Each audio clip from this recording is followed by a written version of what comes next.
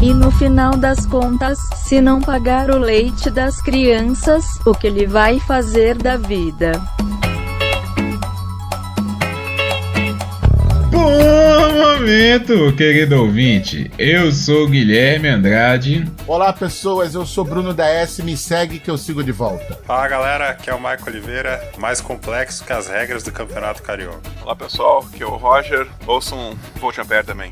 E está começando o Papo de Calçado. Swingando, swingando, swingando, swingando. Swingando, swingando, swingando, swingando. Todo mundo dançando por quê? Para animar a festa. Salve simpatia. Para animar a festa. Boa noite, bom dia. Então, pessoal, estamos aqui para mais uma semana de podcast, recebendo um ilustre convidado, lá diretamente, como ele mesmo já anunciou, diretamente do Volt Ampere, um podcast sobre eletrônica, que eu participo lá de vez em quando, faço umas pontinhas lá também. Então eu já queria pedir para ele se apresentar, falar quem que ele é, de onde que ele veio, e já puxar aí também pro nosso assunto, que a pergunta do dia é: vale tudo por likes? E aí, Roger? Bom, pessoal, eu sou o Roger, eu vim do Rio Grande do Sul, então o sotaque ainda tem um pouquinho, apesar de morar no Paraná já faz 13 anos. Eu sou engenheiro eletricista, trabalho com automação industrial e gosto de dar pitaco em alguns outros assuntos também. E aí, vale tudo por like? Olha, na boa, eu acho que não vale tudo por like, tem que ter um limite. O problema é a gente saber onde fica. E aí, Bruno e Michael, vale ou não vale? Cara, hoje em dia, pelo jeito, vale, né? Hoje em dia, pelo jeito, vale o contexto que a gente tá vivendo agora. Porque uma coisa que eu tava pensando hoje é que a forma de comunicação, ela mudou muito hoje em dia. Que antes haviam reduzidas opções de entretenimento, de busca por informação e praticamente uma audiência cativa. Você não precisava fazer muito esforço para que o público se conectasse com os vendedores de comunicação, TV, jornal, mas principalmente a TV. Hoje a forma de consumo ela mudou, a TV não é mais a tela principal. E tá todo mundo migrando para a internet, Google, YouTube, tanto que os grandes centros aí de comunicação eles estão fazendo plataformas de streaming, etc. Mas se tu focar em Google e YouTube, se tu vai pesquisar um assunto mais específico, como por exemplo algo de automação ou concurso público, história, fica menos difícil você escolher qual informação pegar, porque é algo mais técnico. Você vai usar da técnica para fazer a sua escolha. Agora, quando você vai para o entretenimento, são muitas opções.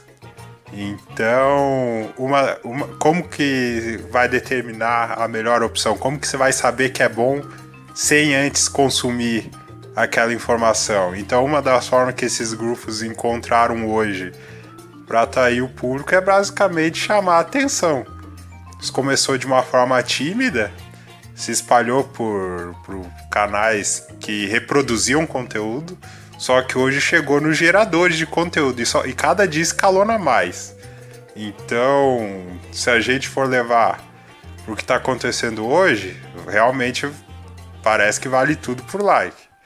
Na minha opinião, é óbvio que não, mas o contexto que a gente tá, parece que sim. Cara, eu penso que assim, eu acho até que vale, sabe? O Michael colocou agora a opinião. Eu acho que não. Sabe por quê? Eu tenho visto, cara, eu tenho pensado que assim, as pessoas estão tão carentes, entendeu? As pessoas estão tão carentes que quando você pensa, né, nessa questão da rede social, que o cara tira foto de tudo quanto é jeito. No YouTube, o cara, aquele outro retardado lá, vou mergulhar numa banheira de Nutella, sabe? As pessoas estão fazendo de tudo para obter atenção. E quando você para assim para pensar que, pô, o fenômeno das redes sociais, a gente volta ali no máximo que eu me lembro, né, ao Orkut, porque antes, no máximo, você tinha só alguns, né, os bate-papo do UOL, não sei o quê, mas não era uma rede social necessariamente. Mas você volta, a gente está em 2019, você volta no máximo 15 anos, 16 anos atrás, eu acho. Cara, como é que tanta coisa mudou? E eu vejo hoje, que na minha opinião é até meio estranho, pessoas mais velhas que eu fazendo tudo para obter essa atenção, sabe? Porque o like quer dizer isso, pô, curtiu o que você escreveu, curtiu o que você fez, o que você filmou e tal. Isso pra mim é muito estranho. Eu tenho um canal no YouTube. Aí, quando as pessoas me mandam assim pelos comentários, olha, quando vocês estiverem aqui, o mais longe que já me ofereceram, um foi em Goiás, o outro foi no Ceará. Quando vocês estiverem por aqui, ó, pode ficar aqui em casa sem problemas. Aí eu penso, gente, como assim? Essas pessoas não me conhecem, elas viram um vídeo meu, elas não sabem que a pessoa detestável que eu sou e elas estão me oferecendo a casa delas, sabe? Então, assim, eu penso que tá todo mundo fazendo tudo por like mesmo, porque é por causa da carência que essas pessoas estão sentindo. Cara, eu acho assim que valer até vale, sabe? É igual aquela coisa, né? Não tô roubando, não tô matando ninguém, então vale. Mas eu acho que depende também pra quê, sabe? A gente, eu falo isso, pode parecer que a gente falando aqui que a gente tá num pedestal e que a gente tá livre disso, muito pelo contrário, a gente todo mundo aqui produz conteúdo, todo mundo aqui trabalha, e até no trabalho, cara, quem que não gosta de um elogio, sabe, de um colega ou do chefe ou do aluno, sabe, fala assim, poxa, legal, isso é like, cara, isso na vida, isso é like. Então, lógico que todo mundo gosta, sabe? Só que é aquela coisa, sabe? O vale tudo é igual o Silvio Santos, né? Fazia lá, vale tudo por dinheiro, né? Topa tudo por dinheiro. Então, sei lá, sabe? Você topa tudo por dinheiro? Você topa tudo pra ter um like? Aí que vai. Outro dia eu tava vendo um tweet aqui do cara ele no Twitter colocou assim: vocês trocariam o conteúdo do podcast de vocês para agradar os ouvintes? Compensa? Aí eu pensei, cara, primeiro a gente precisa até ver se o ouvinte sabe o que ele quer, né? Porque também a gente, igual aqui, a gente segue uma determinada linha de conteúdo. Às vezes a gente tenta perceber o que tá dando mais, que tá dando mais ouvinte e tal, para seguir o outro ali. A gente começa a produzir mais por aquilo ali, cai de novo, sabe? Vai para aquele lado, começa a cair, aí sabe? Então, assim, às vezes nem o próprio ouvinte, nem o próprio consumidor de conteúdo, ele tá sabendo também o que ele quer. Então, muitas vezes, cara, é produzir o conteúdo e jogar, sabe? Se for bom, o pessoal vai curtir. Se não for, não vai curtir. Acho que é o se matar por aquilo ali que é meio complicado. Você falou um negócio que essa questão do conteúdo, né? O Michael havia falado que hoje não é mais a TV a principal fonte de tudo, né, do cara, de informação, de conteúdo, etc. Hoje existe uma variedade muito grande, e exatamente por conta disso é que fica tudo tão disperso, sabe? Como é que você faz para concentrar a atenção de alguém? Entende? Como é que você consegue pensar num conteúdo que agrade a um grande número de pessoas, e aí, por consequência, esse grande número de pessoas dão um like no seu vídeo, no seu podcast, ou no que for, sabe? O Guilherme levantou muito bom isso. Qual é o tipo de conteúdo? E quando você mergulha na internet, cara, não tem como saber. Entendi, efetivamente não tem como saber. O que, na minha opinião, leva é a constância. Como é que a gente leva os likes, as audições, né, no caso nosso de podcast? Você vai percebendo o número que cada episódio tem. Aí você, sei lá, aventa. Eu acho que então é melhor a gente seguir por essa linha aqui, que é onde o rapaziada gostou mais. Mas, sei lá, às vezes a gente fez aquele programa ou aqueles números de programa pensando numa coisa, e não necessariamente que aquela virasse uma linha de podcast. A gente aqui nem pode se dar esse luxo, porque aqui a gente fala de tudo. Entendeu? A gente fala de qualquer coisa, então aqui a gente faz qualquer coisa pelo like, porque qualquer coisa que a gente faz pode ganhar um like. Mas outra coisa assim que não é só também o entretenimento, né? Tem muita gente que tem uma segunda fonte de renda, ou às vezes até a principal fonte de renda relacionada ou com o YouTube, ou com, sei lá, um negócio que roda basicamente no Facebook. Então o like realmente pode ser não só uma forma de ganhar um biscoitinho lá pra ficar feliz, mas como também expor mais a marca, ampliar os negócios dessa pessoa, né? A discussão, a meu ver, ela passa muito pela intenção do título, vale tudo por like. Seria em que aspecto, por exemplo, você fazer um conteúdo questionável só para ter um tipo de audiência, como por exemplo o Bruno falou ali, eu vou mergulhar aqui em uma banheira de Nutella. Quebrar esse tipo de barreira e trazer coisas bizarras para a internet só para ter um tipo de audiência, eu acho que, pelo menos na minha visão, o Vale Tudo por Like, ele vai mais ou menos por aí. E os produtores de conteúdo, eles até têm como medir assim o que o público quer, porque você produz um podcast de um determinado assunto, ou grava um vídeo de um determinado assunto. X pessoas viram. Aí você grava de outro assunto. X vezes 2 viram. Esse aqui, eu sei que esse assunto aqui vai dar mais audiência. Ou você pesquisa. Por exemplo, se for no YouTube hoje, e aí é o interessante dessa discussão do Vale Tudo por Like, você vai ver vídeos específicos de próprio automação, ou um assunto interessante de história, que seja. Eles têm poucos views em comparação a um vídeo, por exemplo, maçarico versus melancia. Você tá vendo um vídeo de um maçarico faz uma melancia. É só isso o vídeo. E ele tem uma grande audiência, né? E como eu falei, só vai escalonando. Quando uma pessoa traz um absurdo e ela ganha audiência, vai escalonando. Se eu atingir tantos likes, eu vou pintar o meu cabelo e vou dar uma cambalhota aqui. Só vai escalonando. E as pessoas, elas estimulam isso, né? Agora, só rapidinho, em relação ao que você entrou ali do questionamento. Você trocaria o conteúdo do seu podcast pelo que os ouvintes gostam, algo assim.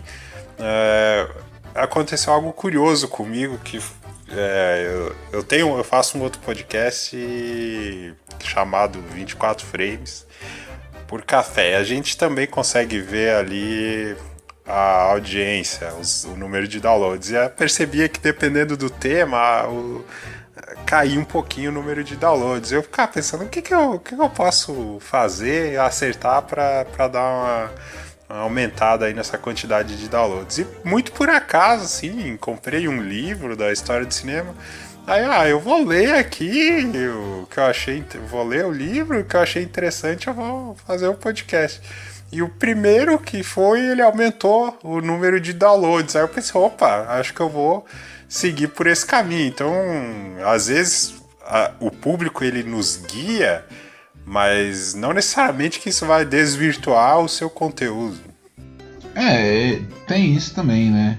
Às vezes é alinhar as coisas, né? A gente sempre, principalmente quando a gente está começando um projeto, a questão que a gente fica meio perdido é por aí, né? Para onde que eu vou, né? Aqui no Papo de Calçada, a gente tem esse privilégio de ter várias pessoas de regiões diferentes, com vivências diferentes, idades diferentes e tantas outras coisas diferentes. Então a gente consegue abranger, né? Por exemplo, semana passada foi um episódio sobre masculinidade, sabe? Essa semana tá indo uma coisa sobre like, sobre internet. Semana que vem, sei lá, pode ir uma parada sobre futebol. Então, assim, a gente tem essa essa coisa, né, de conseguir essa diversidade de conteúdo e acaba abraçando um ou outro ali e vai a coisa por aí, sabe? Mas é muito difícil mesmo a gente conseguir alinhar e ver como é que vão ser as coisas. Por exemplo, eu vou trazer um ponto que eu acho interessante trazer em relação a esse tema de vale tudo por like. Que é o seguinte, eu consumo muito o YouTube. Então eu tô percebendo que nos últimos tempos o YouTube, os títulos dos vídeos do YouTube, eles estão mudando. Ao invés de fulano debate com ciclano, não, hoje em dia a questão de você ter uma audiência maior ali. Hoje em dia peguei um maçarico e joguei na melancia, veja o que aconteceu. É mais ou menos por aí, até a ponto daquele episódio que acho que foi um atirador que invadiu o YouTube, o pessoal fazia piada, invadiu o YouTube com uma arma e olha no que deu. E vem daí, né? Isso que você falou é legal, dos títulos, sabe? Porque esse é o chamado, né, clickbait. Porque aí lida com uma curiosidade que, obviamente, chega a ser mórbida, né? Voltando ao exemplo que você deu, né? Porra, o que será que o maçarico fez com a melancia? Cara, sabe, que curiosidade é essa que você passa a se preocupar com o absurdo, que você passa a se preocupar isso, entende? Do tipo, olha, o que ele fez com a namorada dele. Às vezes ele deu um susto só, mas o cara fica, nossa, será que ele fez isso, aquilo outro? E viaja, sabe?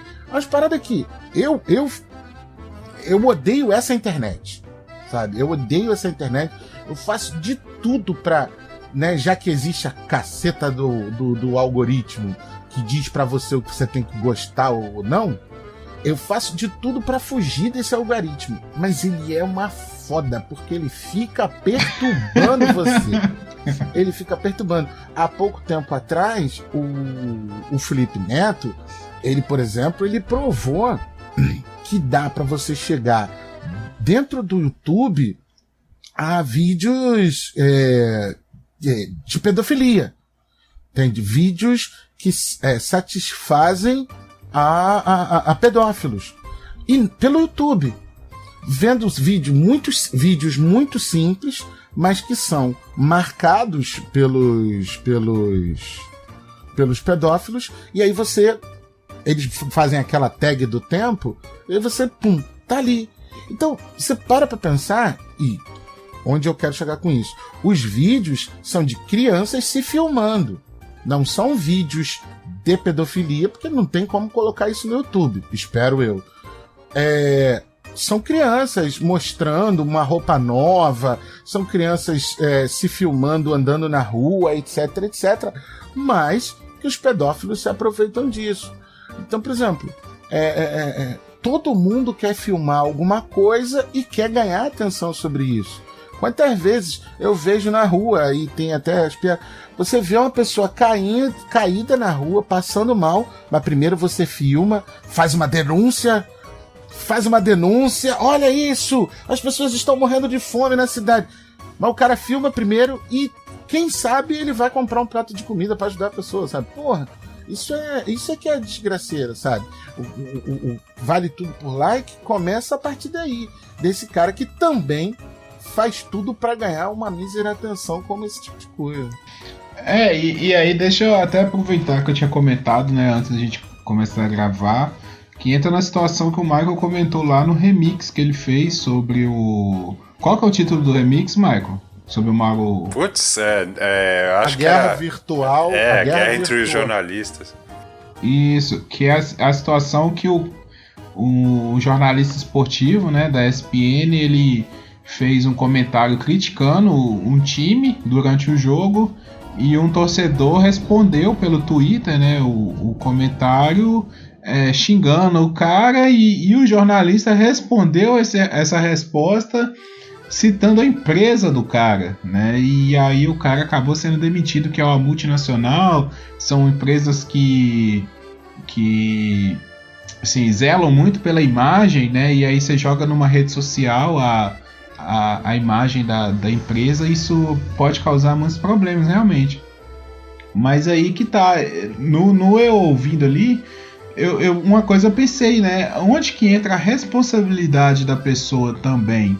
Né? O Michael colocou isso muito bem lá. Ele falou assim, mas o cara só sabia que ele trabalhava naquela empresa porque tava lá no perfil da pessoa. Então ele tá assumindo, ele tá vestindo a camisa da empresa dele no perfil social na internet. Então ele tem uma responsabilidade com a empresa também, né? E aí, e as nossas atitudes, igual aí o Bruno tá falando, né? A pessoa vai lá e filma uma coisa, quer denunciar a outra só pra ganhar, pra chamar atenção, ganhar atenção. Mas numa dessas, o cara faz uma cagada pra vida dele, né? Assim, fora o mérito de quem tá certo e quem tá errado, mas foi uma cagada, sabe? Se o cara tivesse, igual o Michael comentou, se o cara tivesse feito um comentário normal, né? Tipo, eu discordo de você, por isso, eu acho que você tá errado. Ponto. Ele não ia acontecer nada com ele, sabe?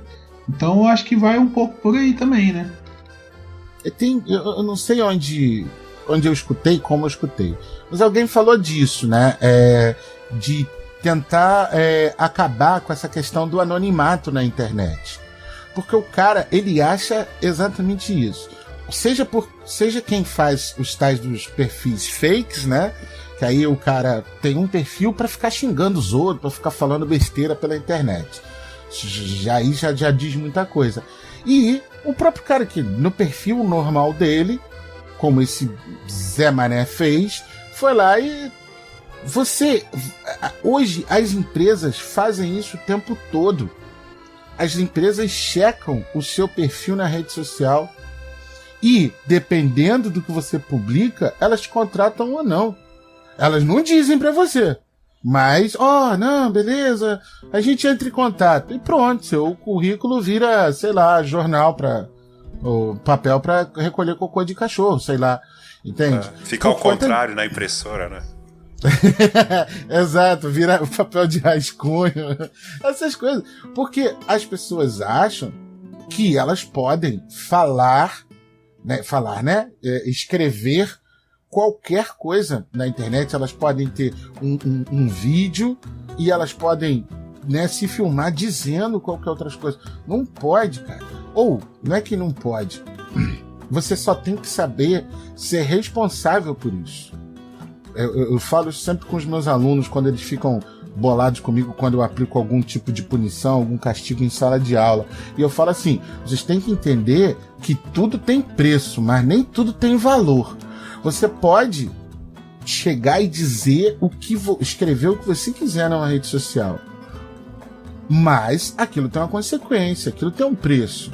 Se você ofender alguém tem o direito de, ofendido, processar você por injúria, calúnia, difamação e por aí vai.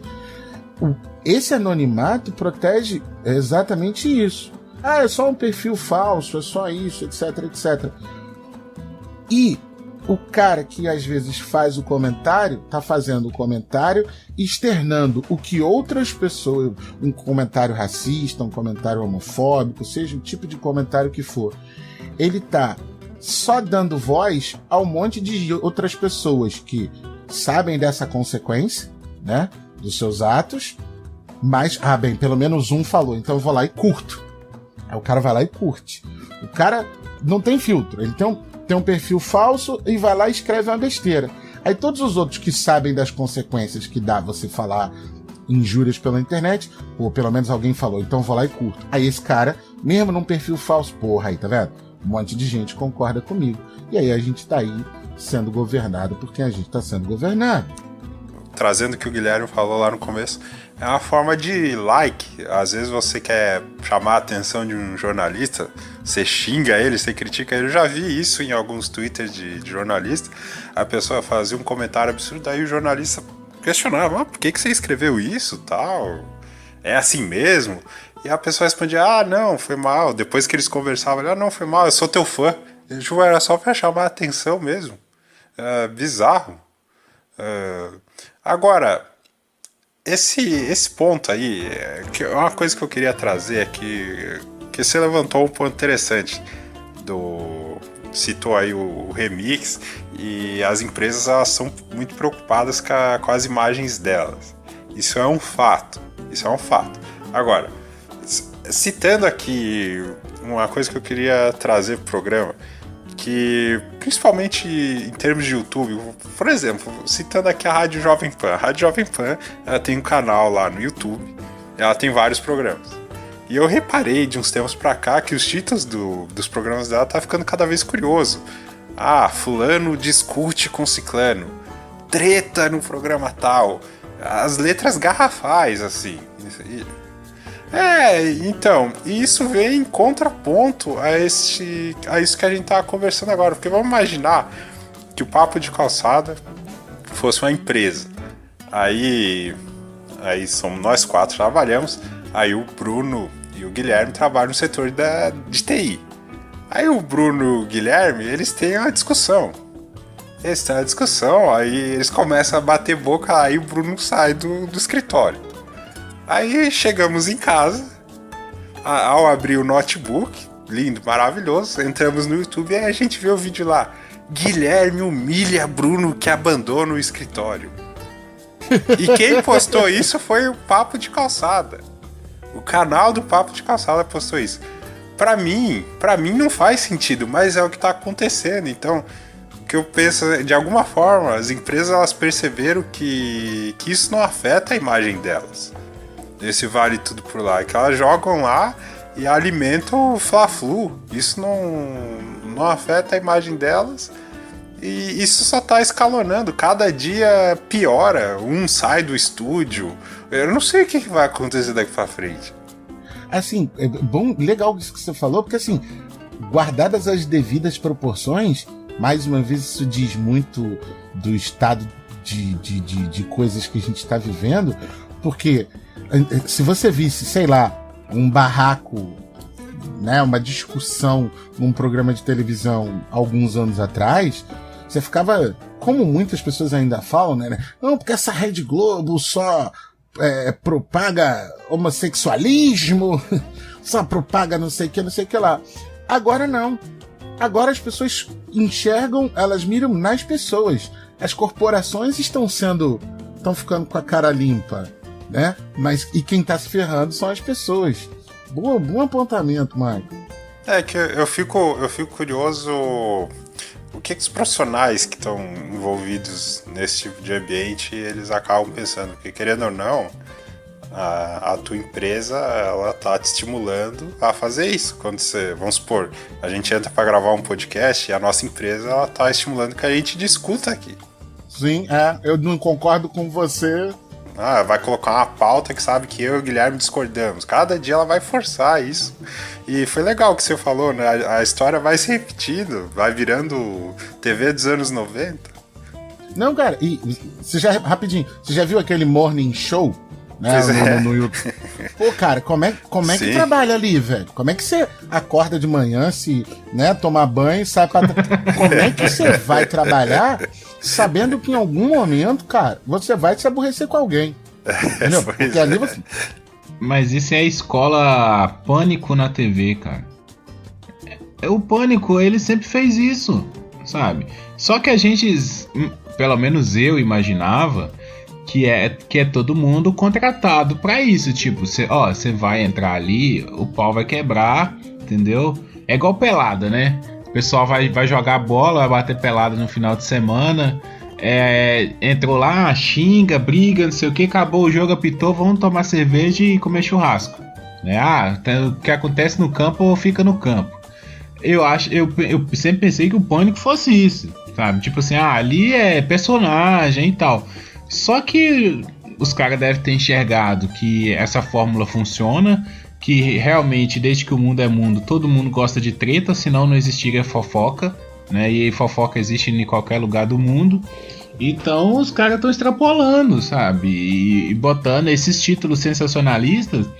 Cara, direto eu vejo o vídeo por causa de uma manchete treta lá, entendeu? Assim, vejo que fulano falou de ciclano. Ou então um vídeo de entrevista, aí tem uma frase lá solta que o cara falou de alguém. sei lá, falou mal do Galvão Bueno, e aí eu vou lá só pra ver o que o cara falou do Galvão Bueno. Só que o cara não falou nada do Galvão Bueno, foi só uma frasezinha lá no meio. 40 o assunto minutos correu de programa. pra frente. Entendeu? Assim, e você assiste só por causa do... O cara nem deu ibope pra aquilo ali durante a entrevista. Ele seguiu, só, isso, mas, não quero falar mais nada sobre isso não, é só isso mesmo. E aí eu fui lá e vi o vídeo só por causa disso.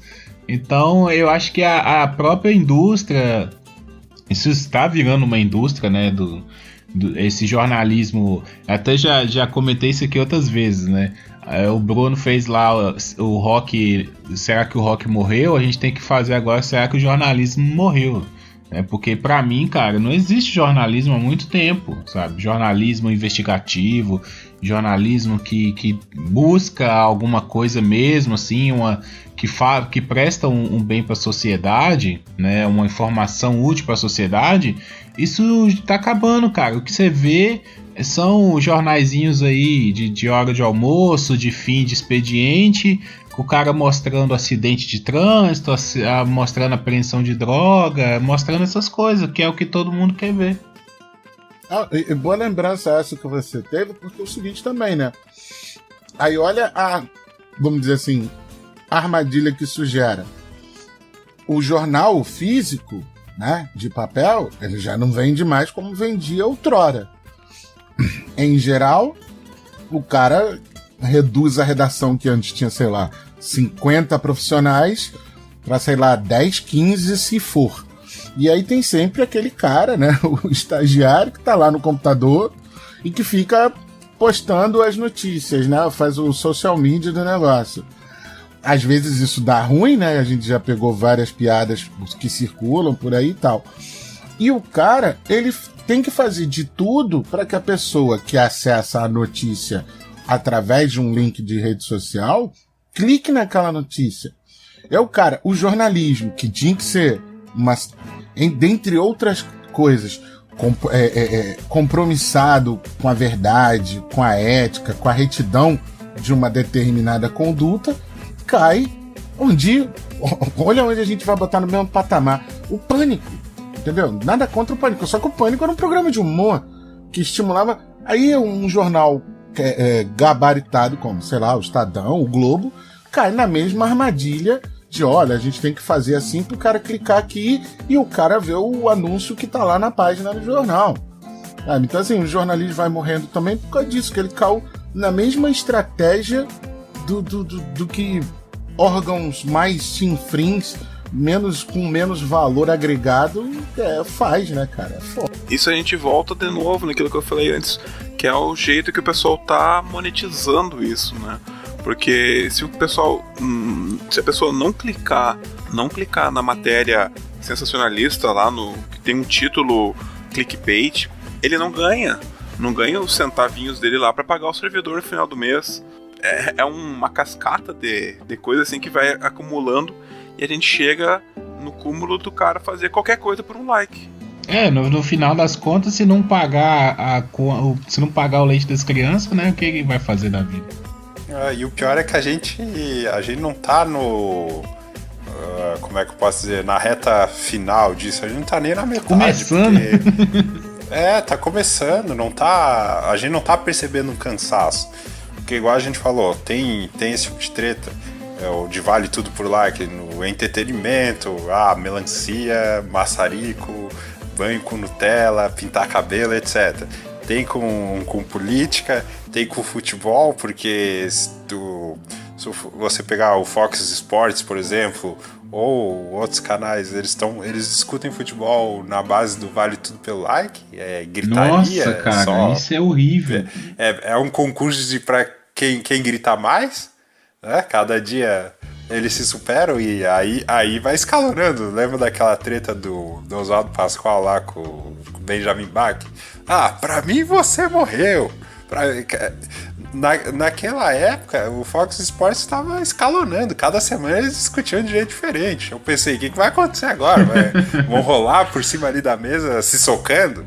Aí chegou nesse patamar. Então em todas as áreas você se vê cercado disso. Mas é isso mesmo. Se ele mantém só aquela coisa de vamos só comentar o jogo, tu não ia ter essa curiosidade, né, de o que será que vão fazer essa semana, acaba virando um bait também, né? Vira um circo ali, né? Pra mim, esses programas, eles são circos, cara. Assim, eu não vejo, sabe? Não tenho paciência pra ver, porque é muita gritaria. Eu já não gosto de barulho. É muita gritaria, você não entende nada. Os caras ficam ali meia hora em cima de uma discussão idiota, sabe? Eu prefiro ver outros. Mas eu entendo que tem muita gente que gosta, cara. O cara, sei lá, eu tenho um colega que até gravava podcast aqui, que uma vez ele chegou na casa de um amigo dele lá e o pai desse amigo tava assistindo Big Brother. Não sei se eu já contei essa história aqui. Mas aí o pai do amigo tava assistindo Big Brother e ele foi perguntar, pô, eu não entendo, você é um cara tão assim, culto e tal, né? E fica vendo Big Brother. Ele falou, cara, isso aqui é minha cachaça, sabe? Tem gente que gosta de várias coisas. Eu gosto de ver Big Brother, eu chego aqui e me divirto, sabe? E é esse caso, tem gente que se diverte com isso. Vê os caras xingando, brigando, e não sei o que, aponta dedo na cara. Só que isso vai chegar aonde? Esse tipo de conteúdo vai chegar aonde? Sabe? O que isso tá produzindo, né? É só gritaria, né? Então, sei lá, parece que vai perdendo a credibilidade, né? Ó, tem um outro fenômeno, né? Já que a gente tá falando. O like, né? O curtir, o botão curtir, ele nada mais é do que, assim, vamos dizer, é o produto final do que na televisão é o Ibope, né? É a audiência. Tem demanda por isso.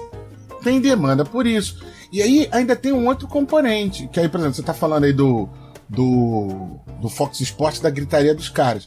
Aí o cara vai lá e no Twitter ele bota lá, fulano de tal tá certo e Beltrano tá errado. Aí bota a hashtag que o programa mandou, o programa fica sabendo que você tá vendo o programa, um diretor no ponto, continua aí que a rapaziada tá mexendo a hashtag no Twitter. E os caras continuam. E o cara que mandou o tweet, ele fica esperando lá pra ver se o tweet dele aparece na televisão. Isso é ótimo, cara. Olha isso, é foda, mano. É foda, é um conluio da porra. Cara, esse lance da interatividade acaba que alimenta muito mais, né, isso aí, porque antes o cara fazia o programa dele e nem sabia o que a audiência, né, no final do programa que ele ia saber a recepção, a repercussão ali durante o dia, né, pro dia seguinte, na rua e tal. Agora não, cara, é na hora, sabe, o like ele é na hora agora, então tá gostando, continua, não tá gostando, e eu imagino a pressão também que não deve ser para esses caras, né, que estão ali. Os caras devem ficar malucos, tipo, o diretor no ponto, faz isso, faz aquilo, sabe? Os caras devem sofrer demais também, né? Eu lembrei, não sei porquê, rapidinho, eu lembrei da história muito engraçada que quando o Brasil foi eliminado pela Bélgica nessa última Copa, eu tava escutando a Rádio Bandeirantes, o programa do Milton Neves. Ele também é radialista. Aí o Milton Neves estava lá apresentando o programa e tinha uma pessoa que lia os recados do WhatsApp e colocava os áudios do WhatsApp. Essa pessoa, ela filtrava os áudios. Aí o Milton Neves, ao vivo, ali falou, pode colocar o áudio aí, não precisa filtrar, não. Falou assim. Aí entrou um torcedor e começou, não sei o que, essa porra. Largou isso aí, de cara, assim. E aí o filtrador ali, ele, paro aqui, aí o Milton Neves, continua. Aí continuou, imprensa marrom, não é nem marrom mesmo, é negra. Aí terminou com o inesquecível, não sei o que, o caralho. Aí o Milton Neves, realmente agora é melhor parar. Os caras se enganam, entende? É a maior ilusão, né, cara? O cara fica achando, o cara tá assistindo meu programa, mandou áudio. Aí o cara vai e manda isso. O cara ainda se ilude com isso. Exatamente. Agora, legal essa pontuação que vocês colocaram, porque o vale tudo por like, que alimenta aí o Fla-Flu, seja qual assunto que for, ou a ignorância, ele é ruim pra todo mundo, porque quem prima pelo bom debate, vai ficando para trás. E como a gente vê pelos números, infelizmente tem demanda para esse tipo de programa. Uhum. Assim como nos anos 90 tinha demanda para as coisas que o Ratinho fazia e por aí vai. O debate fica muito raso, né? Fica aquela coisa de que bem polarizado para justamente isso, para os dois times se pegarem no Twitter, nas redes sociais que sejam aí, para ter esse feedback no cara do ponto lá, né? Eu acho que a grande questão é disso aí ter invadido todos os segmentos. Porque o Michael lembrou bem aí do Ratinho, né? Pô, o Ratinho fez a fama dele, o Ratinho apareceu pro Brasil com exame de DNA, cara. Sabe? Pegava um casal lá, aleatório, não sei aonde, falava assim, eu acho que esse filho aqui não é meu, vou levar no Ratinho pra fazer DNA. E, cara, isso aí é um dia de programa. E dava audiência, sabe? Todo mundo comentava. Você viu o DNA lá no Ratinho e tal? E o que acontecia depois que o resultado era revelado? A mulher ia pra cima do cara, o cara ia pra cima da mulher. Tu lembra disso aí? Porrada. E eles estimulavam isso. Uhum. Até o ponto que não ia dar merda, né? Chegava perto de dar merda. O bom disso, o bom, né? Ironicamente, o bom disso é que, no fim, a gente fica com tanto medo de ser observado, né, pelas redes sociais, não, porque o Google, né, vigia você pela câmerazinha que você tem, não sei o que lá. Só que as pessoas se esquecem exatamente disso, né, cara? Botou a bunda na janela, amigo, já tá ali pra passar a mão. Se o cara vai lá e posta exatamente como eu disse antes, com a hashtag que o programa tá levantando, a gente sabe o que o cara gosta e o que o cara quer ver. E aí, no caso da televisão, que é muito rápido, né? E o YouTube isso demora um pouco mais, do podcast demora um pouco mais, mas no fim, aquilo que o Guilherme falou lá no início, né? Tem que saber o que o público quer, né? Como é que a gente vai mudar um conteúdo sem saber o que o público quer? O público não sabe o que quer. De repente sabe, entende? O like é o termômetro para isso, entende? É para ver se o cara tá acompanhando. Se não tiver, a hashtag não tá lá. Você tá entendendo? Igual era o programa da Xuxa. Se não me engano é isso. A Xuxa apresenta um programa de dança na Record, que acho que é às segundas ou quarta-feira, uma coisa assim, Dança em Brasil. E aí chegava num determinado momento do programa, que quando a hashtag do programa era Trending Topic, aí eles faziam uma coreografia, tocavam uma musiquinha especial, etc, etc. Ou seja, tava todo mundo vendo, era Trending Topic no Brasil, no Twitter. Vamos comemorar isso. Aí você, besta, eu fiz parte disso, eu tuitei também, sabe? Então, a gente acha que os caras não estão controlando. Pô, tu tá dando a chave da casa pro cara te controlar, mano. Através quando você diz que curte ou não curte. As pessoas se enganam, por exemplo, as pessoas acham que se você não botar o like, por exemplo, se você bota aquelas expressões no Facebook, né, do grrr, ou do triste, ou do hahaha, ou não importa, aquilo ali, você já tá tagueando pro cara. Opa, telefone. Você já tá tagueando pro cara o que você quer ou não quer ver. Então, não importa se você colocou o like ou a carinha zangada. Você assistiu aquele conteúdo, então eu vou te mandar aquela porra sempre. E daí vira um círculo vicioso, né? Porque daí o algoritmo tanto do YouTube quanto do Facebook ou do Twitter pega esse teu gosto e te joga dentro de uma bolha, né? E daí tu fica naquela bolha lá e todo o resto que tá em volta tu não tem acesso, tu fica hermético ali dentro sem saber o que tá acontecendo de fora, né? Esse que eu vejo como perigo, né? A gente já fez aí um programa sobre a bolha da internet, mas essa bolha, a merda dela é que em geral, em vários níveis, ela alimenta a ignorância. A ignorância de ignorar, né? De ignorar o de outro, não né? ter Ignorar o diferente. Exato. E outras informações, né, que você poderia ter. Isso que é foda. E aí você fica assim, tá bom. Aí entra na zona de conforto, né? Bolha, você acaba entrando em zona de conforto inevitavelmente. Tá bom, eu gosto sempre disso aqui mesmo. E fica. E aí escuta sempre a mesma coisa, sempre o mesmo filme, lê sempre os mesmos conteúdos. E o curioso, uma outra consequência desse tipo de situação é que, principalmente em vídeo, às vezes a pessoa ela nem transmitiu a mensagem e ela fala assim, mas antes curta e compartilhe.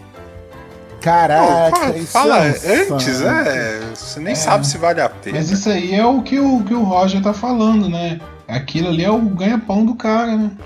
E no fim, a conclusão é que o pessoal aí que reclamava ali pelos idos dos anos 2000 ou até 2010, por aí, a TV só passa porcaria, não tem nada de educação.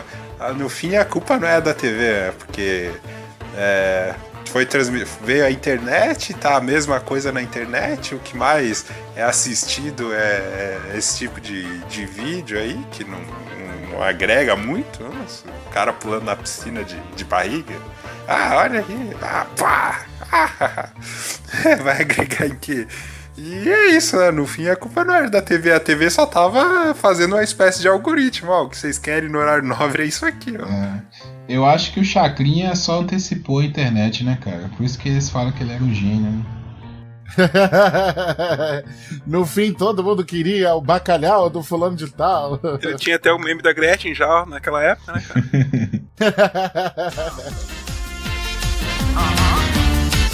Momento cultural. O crime fala pra mãe. Momento cultural. Eu vou indicar uma série do Netflix. Geralmente aqui eu acabo citando séries que falam sobre guerras, porque esse tema é um tema que eu gosto. E recentemente eu descobri uma série chamada Medalha de Honra. Ela conta aí a história de soldados que eles tiveram atos heróicos durante as guerras, seja na Segunda Guerra ou seja na Guerra do Afeganistão. Eles tiveram atos heróicos salvando vidas de pessoas e foram homenageados, ganhando aí a mais alta condecoração. Isso falando de Estados Unidos, porque a série é produzida lá, que seria a Medalha de Honra. O episódio que mais me chamou a atenção, eu não me recordo qual, mas era que o protagonista, ele era negro, e os soldados negros, eles não eram mandados para o fronte, eles ficavam ali construindo ponte, ajudando na enfermaria, esse tipo de coisa, eles não eram mandados para o fronte. E uma frase que me chamou muita atenção nesse episódio foi a seguinte: a gente está combatendo um dos maiores racistas aí da Terra, que seria o Hitler, com um exército segregado, porque os negros eles não tinham acesso a armamento de ponta, a equipamentos de ponta, era só a raspa do tacho. E o interessante desse documentário é que depois que eles foram para a guerra, salvaram vidas e etc., eles retornaram outras pessoas completamente mudados. E aí teve o tal do Double V, que seria a vitória dupla, que eles venceram a guerra e quando eles voltaram para os Estados Unidos eles queriam vencer o racismo. Claro, a gente tá falando ali anos 40, muito das lutas deles na época não deu resultado, mas é interessante ver como os fatos históricos eles vão se conectando e às vezes aquele movimento inicial, aquela insatisfação inicial foi dar como resultado lá na frente o movimento dos Panteras Negras. Então fica aí a indicação, Medalha de Honra no Netflix. Pra variar, lá vou eu falar de livro de novo. Ainda não terminei, mas para quem gosta de ler, começar um bom livro é uma grata surpresa, né? Eu ando meio, como é que eu vou dizer, desgostoso de querer ler algum livro técnico, porque no novo tempo em que vivemos, historiadores, né, não prestam para nada. O que aconteceu mesmo foi que houve ditadura, e a gente ignora fatos e escuta as narrativas que os caras fazem para ganhar um like, né? Mas aí eu catando, achei perdido na minha pastinha de e-book um cara que eu me prometi ler, porque eu vi um filme baseado num livro dele na Netflix. Eu não vou me lembrar agora o nome, não sei que é americana. Eu vou tentar lembrar aqui o nome até o final e depois a gente edita essa porra. E o nome do escritor é o Philip Roth. Ele já foi, né? Já ganhou prêmio Pulitzer, etc. E eu tô lendo um livro dele chamado O Teatro de Sabá, que narra a história do Mick Sabá, que é um descendente de imigrantes nos Estados Unidos, e ele tem um caso de amor com uma mulher. O Mick tem 63 anos, se eu não me engano, e a mulher com quem ele tem um caso de amor, essa mulher é casada, é a Denka, ela tem 52 anos. E ali é que você percebe a boa literatura, porque o bom escritor, ele te capta logo na primeira página, porque a descrição que o Philip Roth faz dos personagens é algo fantástico. E a maneira como ele fala de sexo, do sexo e da relação amorosa desses dois, não é um livro de amorzinho, tá? Já vou logo avisando, é um livro bem pesado. Inclusive, quem tem pudores de ler coisas sexuais, quem tem horror da palavra buceta, não é muito bom ficar lendo ela o tempo todo, né? Mas, assim, é uma relação de amor entre esses dois idosos que extrapola aquilo que a gente acha que é, vamos dizer assim, um relacionamento entre pessoas dessa idade, né? De uma pessoa de 60 e poucos anos e uma pessoa de 52 anos. Então eu recomendo muito. É uma leitura que você vai passando e falando assim, caraca, velho, eu que, né, tento um dia ser escritor, fico assim, como é que eu não consigo escrever desse jeito? Então é algo muito bom. Philip Roth, O Teatro de Sabá. Só rapidinho, Guilherme, só para você colocar lá na minha fala, o nome do filme que eu menciono, que tinha na Netflix, não tem mais, é Pastoral Americana. Eu também vou trazer um livro como indicação. E engraçado que vai ficar quase um meio termo entre os dois assuntos, porque é um livro também de historiador e tal, e também tem a ver com uma guerra, né? Eu também tenho evitado um pouco ler coisas muito técnicas, porque eu tenho feito isso bastante agora por causa das pautas do Volt Ampere, né, do outro podcast, que também fica como uma dica cultural, hein? Mas no meu tempo livre eu tenho tentado ler alguma coisa bem mais diferente. E eu peguei um livro chamado A História Regional da Infâmia, do historiador Juremir Machado da Silva. É um livro que bota o dedo em várias feridas, e especialmente expõe algumas feridas da história do Rio Grande do Sul. A história especificamente do período que ficou conhecido como Guerra dos Farrapos. Então é um livro muito bom, é um livro que quebra bastante paradigmas, que e também destrói alguns mitos mesmo sobre a relação do Bento Gonçalves, do Canabarro, do Vicente de Fontoura com os escravos. Eu também estou no início, não acabei de ler ainda, mas o que eu já li já vale como uma recomendação, assim, é muito bom o livro. E o Juremir também é um cara que tem bastante fundamento, ele mostra as fontes, tudo bem documentado mesmo. Ô Roger, já aproveita e já faz o jabá aí do Volt Ampere, onde que o pessoal pode encontrar, como é que é a frequência. O Volt Ampere é um podcast mais voltado, como o próprio nome sugere, para eletrônica. Então a gente já está na 7ª, indo pro 8º episódio, e a gente já falou ali de corrente, de tensão, de resistor, de diodo. Então é um papo um pouco diferente do papo de calçada, é um papo mais sala de aula mesmo, mas tentando ser menos tecnicista, a gente tentando trazer de quebrar o conhecimento para fazer ele ficar mais fácil de dividir. A frequência dele é mensal e o próximo episódio deve estar saindo agora no início da semana.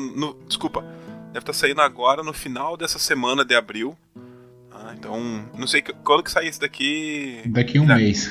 Daqui um mês?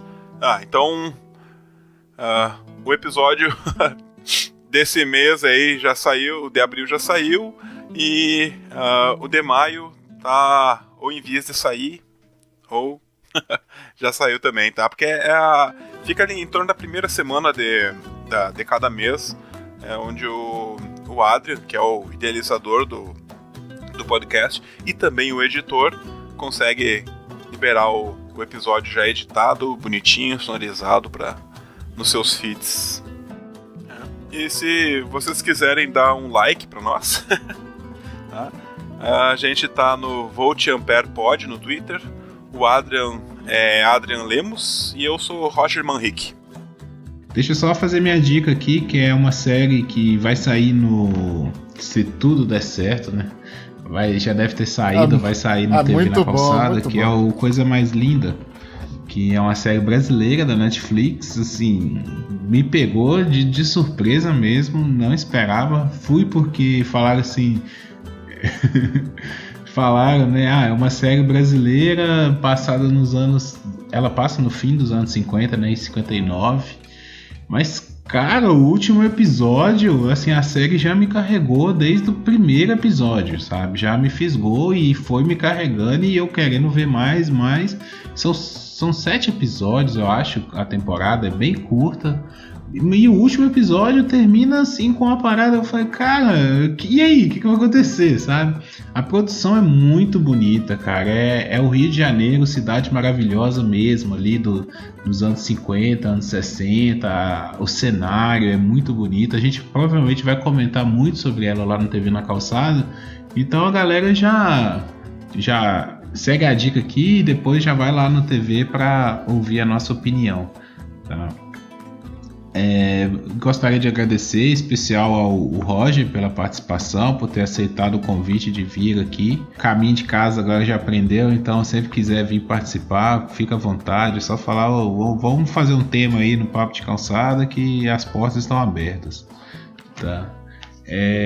O Bruno e o Michael também, muito obrigado aí, mais uma semana, mais uma participação, e aí a todos que ouviram, continuam ouvindo e que dão os seus likes nos episódios do Papo de Calçada, compartilha nas redes sociais, @Papo Calçada, vai lá no nosso blog para conferir os nossos conteúdos, papodecalçada.blogspot.com, papodecalçadapodcast.blogspot.com.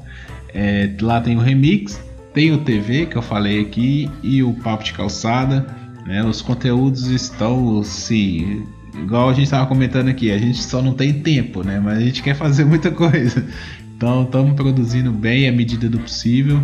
O remix voltou com tudo aí, o Michael voltou da sua licença aí no podcast, né? Tava viajando, agora voltou, tá botando a casa do remix em ordem, então tá no evento e pouco aí. E é isso aí, galera. Sempre muito obrigado novamente por todo o apoio aí, todos os likes que vocês dão pro nosso conteúdo. Semana que vem estamos de volta. E é isso aí. Até a próxima. Valeu, galera! Valeu.